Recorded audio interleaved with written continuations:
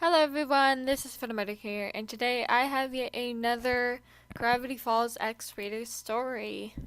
So, I recently posted a video, and in that video I actually discussed a little bit saying that I was probably going to start branching off to other characters from Gravity Falls for writing X-rated stories, and this is the first one of that bunch. I actually am gonna probably be making a build site for X-Raider because I know a lot of people have been asking me that for a couple years now. So I might as well do that probably next. I can't make promises if that's gonna be my next story period, but I am really excited for it. Um, but this is a Stanford X gender neutral reader Hanahaki fix. And I will note that I actually talked about this in my last video, but I actually did have plans. I even brought this up in my community post in my community tab, but I posted saying that I was planning on making a Stanford X reader where it was going to be more of a vent fic for me, specifically where I would probably use it to, I guess, as vaguely as I could discuss why I've been gone so much. But I decided against it because those two stories were really challenging for me to write, not just because of the fact that they were mentally exhausting, but I also try I've as of late been trying to make my stories more applicable to anybody and not just to someone like me, because if I decide to do the latter of the two choices, I could just post it on my Google Docs and not share it with people. Which I have done that before, but I wanted to post stories more for people that anyone could enjoy. But I think that this actually turned out pretty good. I'm pretty proud of this Hanahaki fic, especially for a second round go. I almost said first round go, but I did a Lego shoot one. But I really hope that all of you enjoy this because I'll be honest, at first I did not like how this turned out at all, but now I'm actually quite proud of it. Um, but irregardless, enough talking. Let's go ahead and get this started. This is a Stanford Pines X gender neutral reader, and this is a Hanahaki fic. So without further ado, let's get started. Also, side note: this takes place at the end of the show, after the ending of the show.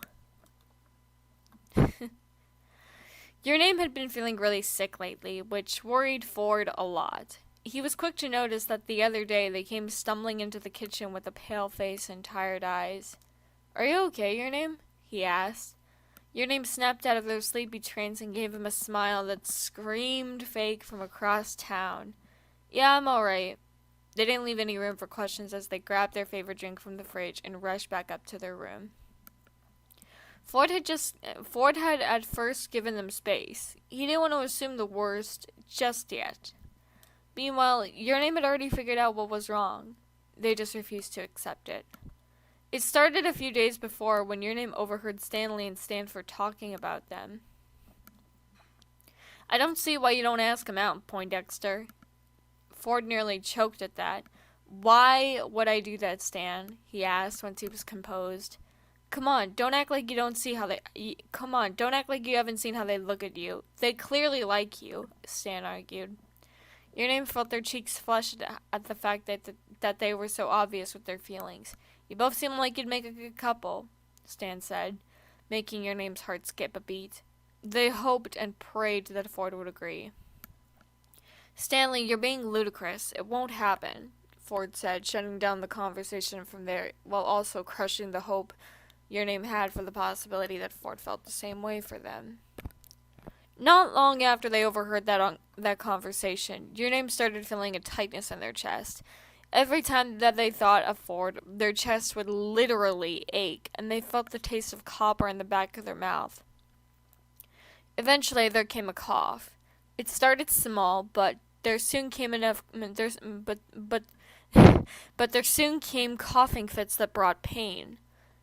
But it was nothing compared to the pain they felt when they saw the bloodied flowers they coughed up. Oh no. Ford couldn't take the tension anymore. He knew something was wrong with Your Name and he wanted to fix it. He felt like that they were avoiding him and he wanted to find out why. When Ford walked down the hall to Your Name's room, he was alarmed to hear the sound of aggressive coughing. It was Your Name. The coughing grew in volume, and it turned into gagging. Ford busted into the room and saw Your Name sitting on the floor, head first in a random bag. He rushed over and rubbed their backs soothingly as he waited for them to stop. When Your Name pulled their head out of the bag, Ford felt his stomach flip when he saw blood coming out of their mouth. He glanced down at the bag and was shocked to see blood-covered flowers in the bag. Aggressive coughing, blood, flowers, feeling weak. Hanahaki disease. Ford took Your Name down to the basement to run some tests on them. They remained mostly silent the whole time, aside from the occasional aggressive coughing fit. After a couple minutes of research, Ford decided that he had to get Your Name to confess to the person they harbored feelings for. He could do surgery on them, but Ford banished that idea quickly at the thought of them not being able to feel love again.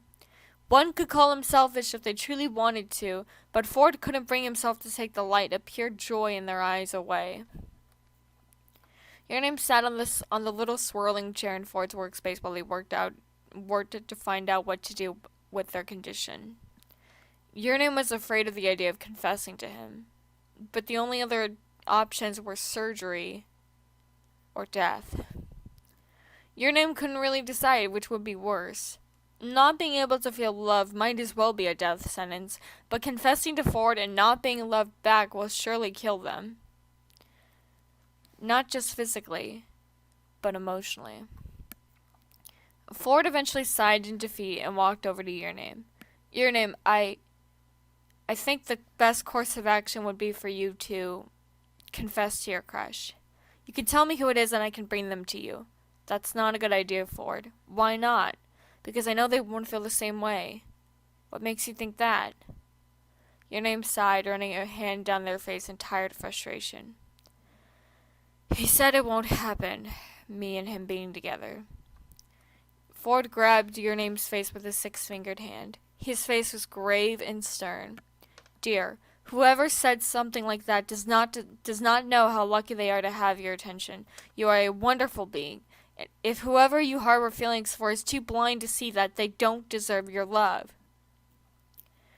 Ford seemed to snap out of whatever trance he entered that made him say that. He pulled his hand away, looking down with the dark blush coating his face. I'm sorry, that was probably out of line. It's you, Your Name said boldly. Ford whipped his head around so fast he almost got whiplash. What? He whispered. I know you heard me, Ford. It's you, Your Name whispered, awaiting the painful rejection. After a second of processing the fact that Your Name had feelings for him, he figured out that he had been the one to put those flowers in Your Name's lungs. Why would you think I wouldn't feel the same way? Because I overheard you talking to Stan a few days ago. You said it wouldn't happen, and I just realized you wouldn't feel the same way. I said that because I thought it was you that wouldn't feel the same, Ford said after a soft moment of silence. Your Name gave him a huge deer-in-the-headlights look at that one, but then they smiled and put a hand on Ford's cheek. I guess we both were wrong. Ford smiled and the two leaned in, lips ghosting over each other. Your Name felt so relieved as they felt the flowers leave their lungs. The end. I actually really am happy with this one quite a bit, and I actually, I'm really happy with how it turned out, and it's funny because at first I was really ashamed of this fic and thought about rewriting it or deleting it or not even posting it on my channel. And I did tweak it just only a little bit before I recorded this, but I only added a couple sentences and maybe a paragraph before I started recording. I did not scrap the whole thing or anything like that. I only just added a few things to better fit, to add to the story a little bit, and I am very proud of how it turned out overall. So I hope that all of you enjoyed this story. Thank you all so very much for watching, and I hope that I can get started on that Bill Cipher X Reader, because I know that there are some Gravity Falls fans in my subscriber count that are fiending for that, so I might as well give you guys what you want. But thank you all so very much for watching, and as always, this is Random Writer, and I'll be seeing you all very soon. Bye bye.